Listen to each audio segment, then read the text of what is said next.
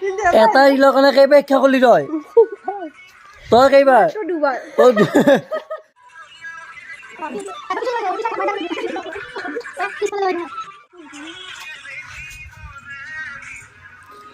আপোনালোকে এনেকৈ দেখা পাই নাভাবিব যে আধুনিক নৃত্য আছে প্ৰতিযোগিতা ভাগ ল'ব নহয় গাইছ এয়া হৈছে ৰিলৰ প্ৰেক্টিচ ৰিল বনাব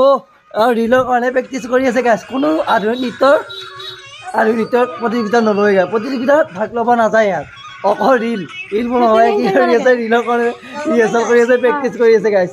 ক'ত আকৌ একবাৰ কৈছোঁ ক'তো নাযায় কিন্তু গাইছ ইয়াত নাচবা যাই পাওঁ নাই আজিলৈকে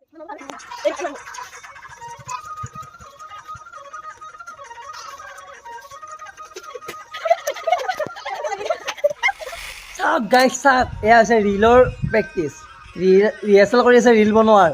আপোনালোকৰ যদি ৰিল বনাব ইচ্ছা কৰিছে এনেকৈ ৰিহাৰ্চেল কৰি ল'ব তাৰপিছত ৰিল বনাব নহ'লে লাইক নাপায় গাইছ একদম লাইক